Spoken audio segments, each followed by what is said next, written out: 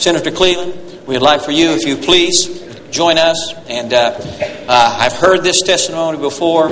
I can't wait to hear it again. The preceding was a paid political announcement. I'm not going to tell you how I earned these beads, but it was fun. I really didn't get wounded in Vietnam. I just went duck hunting with Dick Cheney, so I thought I'd clear that up. It's good to be here in New Orleans. I didn't know New Orleans was one word till I came to New Orleans. Some of the great political lines have come out of politics here in Louisiana. I have a couple of favorites. One is by old Governor Earl Long. He said, "Yes, I stole, but I stole for you." There's a certain ring to it. Then there was Governor Edwin Edwards, of recent federal indictment fame, who said that he could get reelected in Louisiana unless he was caught in bed with a dead boy or a live woman. So, anyway, welcome to Louisiana. I guess I'm here. I've been trying to figure out my part on the program. Hearing the terminology here on the screen is pretty baffling. I guess my part of the program, Dr. Ellie, is I'm the free radical. I think my part of the program is to testify to the value of saving limbs. I don't normally do this. Just, show off. Okay, we'll put Cleland up there and show you damn well better save these limbs out there. I'm the after and not the before or the during. I'm the after. And I can tell you that only by the grace of God and the help of good friends am I able to be here. April 8, 1968, I was getting off a helicopter just east of Quezon in the middle of the Tet Offensive, and a young Army captain and unloading some signal equipment, turned around and had my M16 in my left hand, steel pot, flak vest, which ultimately helped save my life.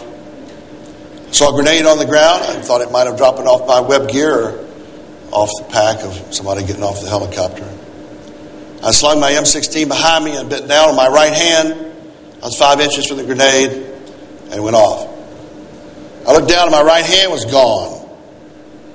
My right leg was gone. My left leg was so badly mangled it was amputated within the hour. I would have died right there on the battlefield, bleeding and dying.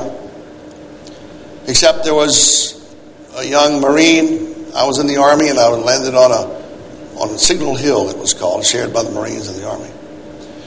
A young Marine came to me, took his weapons belt off and made a tourniquet on my left leg to try to stop the bleeding. I learned later that the flash burn had seared the wound so much. I was actually literally laying there and dying, but I was smoking because my flesh was burning. And it seared the wound, so I didn't bleed all that much initially. The second guy to me was a Navy corpsman attached to the Marine Corps.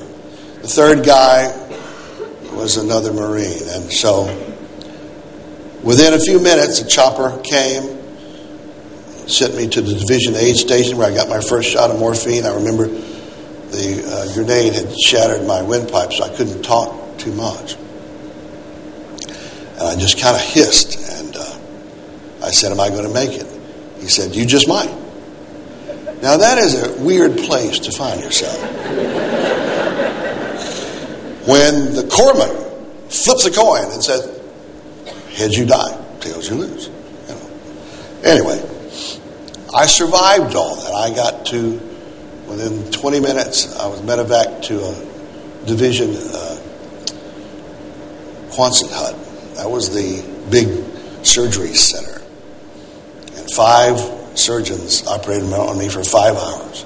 And 42 pints of blood later, I woke up, ultimately to be a triple amputee for the rest of my life. So, since then, I've kind of taken to hanging out with people who like to save limbs. It's funny how your life changes that way. I've come across some wonderful people in Georgia that are heavy into cutting-edge research, not only in terms of limb salvage. Now, every organization, every discipline has their own buzzwords. I don't hang around with folks who use the term limb salvage very much. So, limb salvage, I'm thinking to myself, what the hell is that? I'm looking at the briefing paper for today, and in my mind, the first thing I'm thinking about, going to a salvage yard and getting a piece from an old 57 Chevrolet and saying, see if we can put this on a 68 Corvette and stand back and watch that sucker work. I mean, limb salvage. And then I realized it's limb saving. And I'm heavy into that.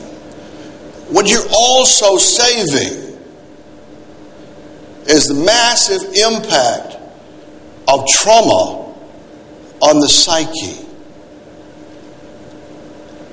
It does something to your sense of self-image forever when you lose a limb.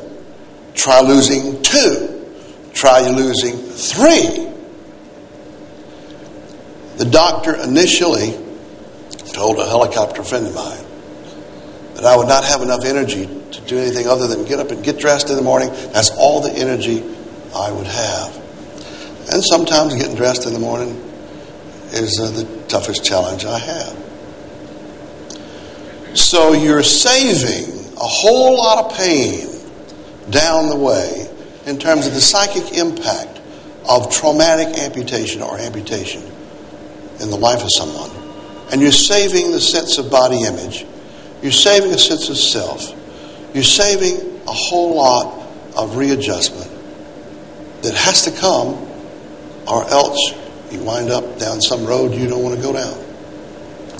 I've had to go through all of that. And so, for those of you who are heavy into limb salvage or limb saving, I urge you to continue that great hallowed mission. One of the things that TRT, Tissue Regeneration Technologies in Georgia, is doing is not just involving themselves in wound care, but in tissue regeneration. Yes, tissue regeneration to close the wound and thereby prevent amputation. But to use the body's own innate capability to heal itself and to somehow find ways that work to stimulate that ability. Now, at 65, I just turned 65, I'm not only heavy into limb saving, I'm heavy into regenerating anything.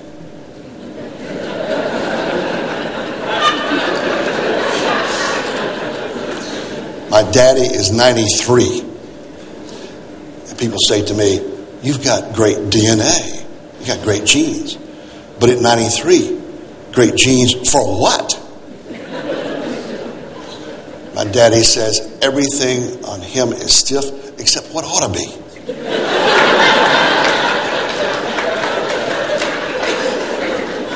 He says he knows he's getting older when he bends down to tie his shoes and asks himself, is there anything else I should do while I'm down here?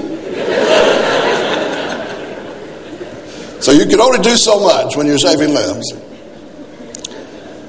But what little I know about tissue regeneration technology, which was developed by a wonderful scientist out of Austria, where the use of shock waves, a physical stimulus, to stimulate the body's innate talent or ability to heal, possibly doing it through stimulating the body's innate stem cells to go to the point of need of healing.